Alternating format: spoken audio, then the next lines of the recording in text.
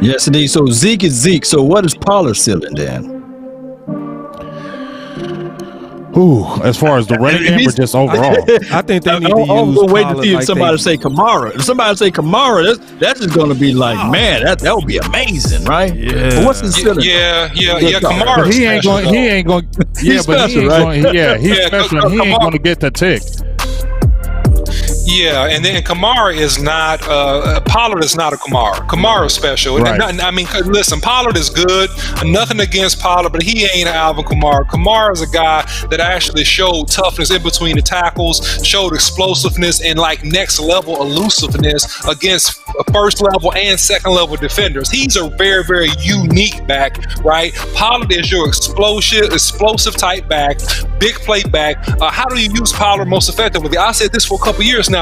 Use Pollard like you used him on the pitch outs, quick pitches, screen games. Use him on misdirection plays where you get him one-on-one just like this play versus a slow linebacker that can't catch him like LVE. No offense, LVE. But I'm saying, here's the deal. You get him one-on-one in space. That's how you utilize him. That's where he was most effective in college at Memphis, one-on-one in space. You're going to bear down and put 8-9 in the box. There it is, the quick toss right here. Get him in space. Here he is again. Make him miss. Make him miss. Here it is. Spin around. Make him miss. All right. And get a big chunk of yards down the field. So that's how you use this guy. And then in between the hashes, you're going to use Ezekiel Elliott, but you just want Ezekiel Elliott to have some burst and make some big 20, 30, 40-yard plays here and there, right? Which you can get out of Zeke, which you hadn't seen really in the last couple years. So I think those are the two differences between the two backs. But with all that said, guys, and this is my last thought, we are tough on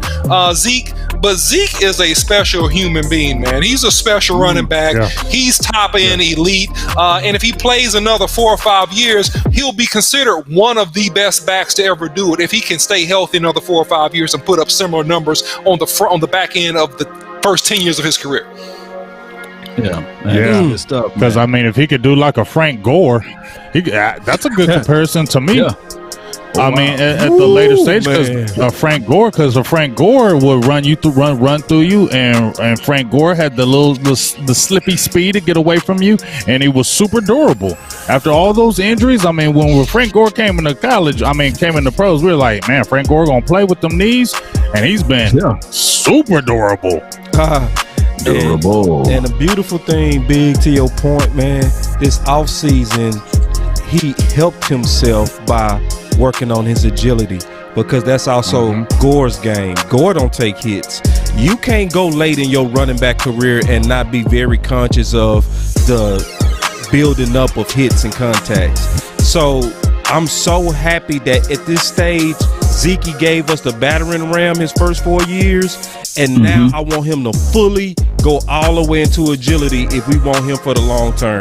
Because if he does what typical backs does, where they're going to continue to try to be that batter ram, we're going to see Zeke 2 more years. So to see this type of offseason from Zeke, it gives me hope that we might, with his durability already being so freakish, we might see that boy for the long haul.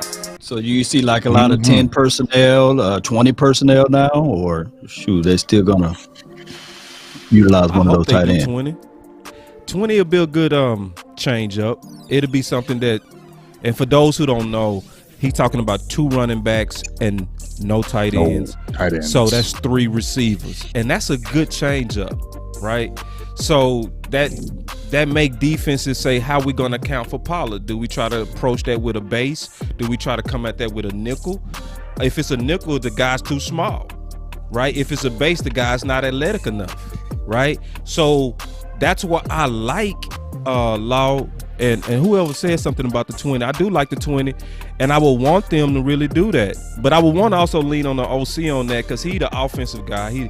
I know I'm pretty good at schemes, but I would want to kind of punt to him.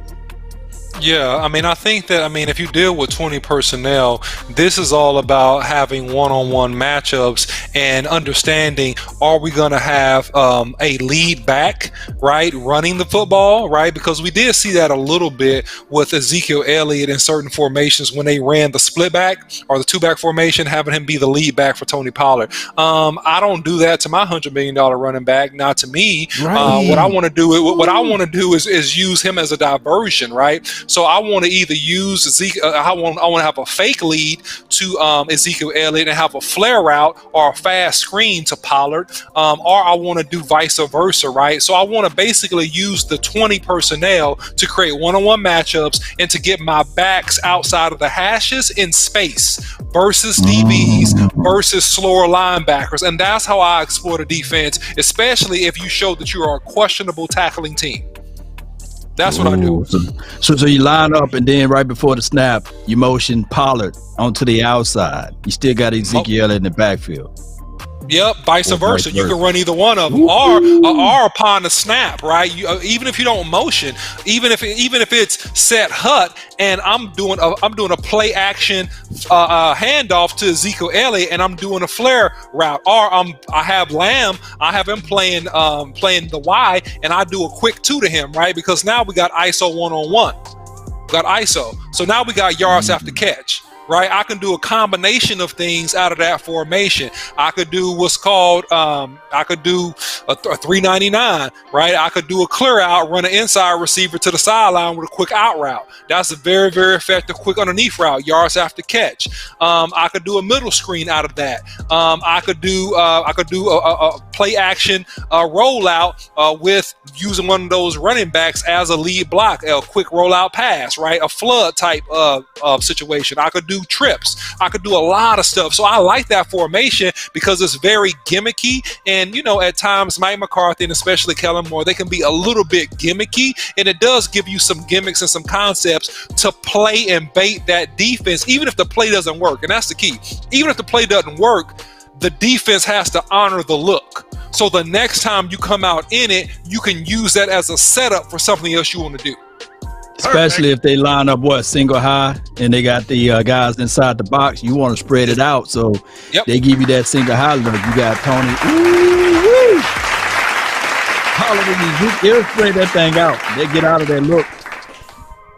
I can force you into the front that I want you in. That's what I can do. I can force you into the front that I want you in, and then I could exploit your weakest defender one-on-one. That's what I do.